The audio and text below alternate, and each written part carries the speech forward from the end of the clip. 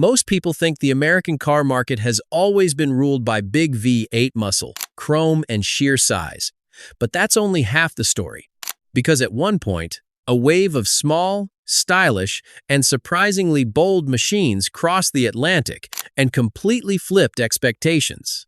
Cars like the Jaguar E-Type didn't just arrive in America, they stunned it. Meanwhile, icons like the Mini Cooper proved you didn't need size to make a massive impact. And it wasn't just sports cars. Brands like MG and Triumph Motor Company quietly built a loyal following across the US, winning over drivers who wanted something different, something with character. But here's the twist. Some of these cars became legends in America, while others shocked everyone by outselling expectations, beating local rivals at their own game. So, what made these British cars succeed where so many others failed? In this video, we're counting down 10 British cars that didn't just enter America, they conquered it, and trust me, by the time we reach number 1, you'll understand exactly why Americans couldn't get enough of it. Number 10, the Austin Healey 3000. Let's start with a car that hit America like a freight train in a dinner jacket. The Austin Healey 3000 arrived in the United States in 1959, and it brought something American sports cars simply didn't have: personality. This wasn't a machine that whispered, it barked. That straight-six engine produced a sound that could make grown men stop walking and just stare. The low bonnet, the chrome grille, the wire wheels, it looked like it belonged on a film poster, and Americans noticed immediately. But here's what made the Healey genuinely special in the American market. It was fast enough to humiliate much more expensive cars. It was just exotic enough to feel European and sophisticated, and yet it cost less than a loaded Chevrolet. That combination was practically irresistible. Dealers couldn't keep them in stock. By the early 1960s, the Healey had become the unofficial car of the American dream. If your dream involved hairpin bends and the smell of Castrol R. Number 9. The Triumph TR3. Before James Bond ever climbed into an Aston Martin, the car that said, "I am dangerously interesting" in 1950s, America was the Triumph TR3. Triumph had been sending cars to the States since the early TR2, but the TR3 launched in 1956 was the one that genuinely broke through. It was raw, exposed, the kind of car where you felt every bump in the road through your spine, and somehow that was the point. American buyers who were tired of being isolated from the driving experience by springs and cushions and noise insulation suddenly had an option. The TR3 put you in contact with the road in a way that felt almost aggressive. What really sealed it was racing. Triumph TR3s were competitive in American club racing throughout the late 1950s, and nothing sells a car to American men faster than watching it win. By the end of the decade, Triumph had established dealer networks across the entire country. The TR3 didn't just sell it, built a brand loyalty that would carry Triumph through the entire following decade. If you're enjoying this, hit subscribe right now. We cover stories like this every single day, and you do not want to miss what's coming next. Number 8. The Lotus Elan. If the Austin Healey was a rock concert, the Lotus Elan was jazz, smaller, more sophisticated, and appreciated by people who really knew what they were listening to. Colin Chapman's masterpiece arrived in America in the early 1960s and immediately attracted a very specific type of buyer: engineers, architects, racing drivers, people who read road tests obsessively and knew what chassis dynamics actually meant. The Elan was lighter than almost anything else on the road, and it handled with a precision that felt almost telepathic. You didn't drive an Elan so much as you wore it. American automotive journalists went completely mad for it. Road and Track described the handling as the finest they had ever experienced in a production car. That kind of coverage was worth more than any advertising budget, and Lotus knew it. The Elan became the benchmark against which every small sports car in America was judged for the rest of the decade. Number 7. The Mini. Now here is where the story gets genuinely strange, because by any logical measure, the Mini should never have worked in America. It was tiny. In a country where bigger was better, where roads stretched for hundreds of miles in straight lines, where parking was never a problem, why would anyone buy the smallest car on the planet? And yet, By the mid-1960s, the Mini had become a genuine American cultural phenomenon. You'd see them in Hollywood. You'd see them on university campuses. You'd see them parked next to cars 3 times their size, looking absolutely magnificent. The reason was simple. The 1960s changed America's taste. Suddenly, European meant cool. Suddenly, big and brash felt slightly embarrassing. The Mini arrived at exactly the right cultural moment, and it offered something no American car could: the feeling that you were in on a joke the rest of the world hadn't heard yet. Driving a Mini in 1966 said something about you. It said you were clever. It said you had taste. It said you'd probably been to London. Number 6. The Jaguar E-Type. In 1961, Enzo Ferrari looked at the Jaguar E-Type and called it the most beautiful car ever made. When the man who built Ferraris says that about someone else's car, you know something special has happened. The E-Type's American launch was one of the great automotive moments of the 20th century. Jaguar sent 2 cars to New York, one for the press, one for the showroom.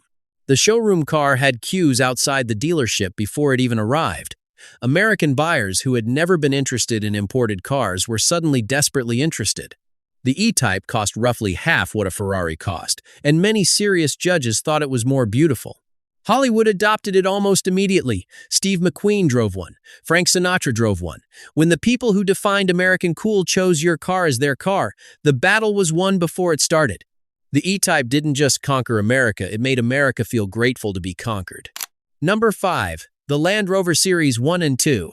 While sports cars were winning American hearts, one British vehicle was quietly winning American minds and American farms. The Land Rover arrived in the United States in the early 1950s and found an audience that nobody in Solihull had quite anticipated.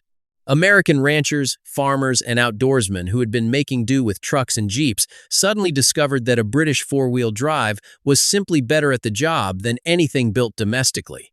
It went places nothing else would go. It survived conditions that would destroy lesser vehicles, and it kept working. The Land Rover built its American reputation entirely on word of mouth, entirely on performance, with almost no advertising budget to speak of. By the 1960s, it had become the preferred vehicle of American universities, research stations, and government agencies operating in rough terrain. It never became a mass-market car. It became something better, the vehicle that serious people chose when the road ran out. Number 4. The Aston Martin DB5. In 1964, a film came out called Goldfinger. You may have heard of it. The Aston Martin DB5 was already a well-regarded grand tourer before Sean Connery drove it onto cinema screens around the world.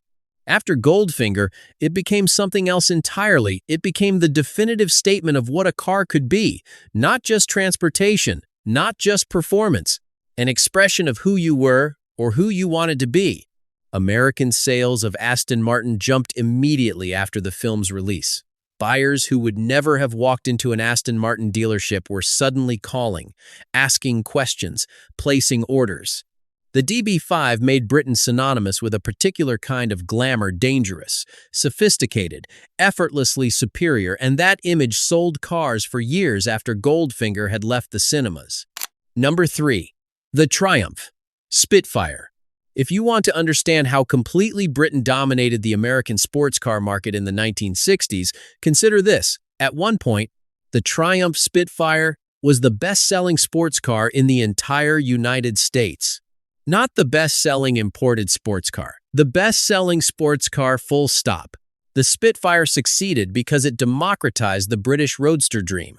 It was affordable enough for college students, fun enough for weekend drivers who had never been near a racing circuit, and just impractical enough to feel genuinely exciting. America fell for it completely. More than a quarter of all Spitfires ever built were sold in the United States. Triumph's American operation grew from a small import business into a major commercial enterprise almost entirely on the strength of this one car. Number 2. The MGB. The MGB is the car that, more than any other, defined what a British sports car meant to America. Over 500,000 MGBs were sold in the United States between 1962 and 1980. That isn't a niche success story. That is market domination.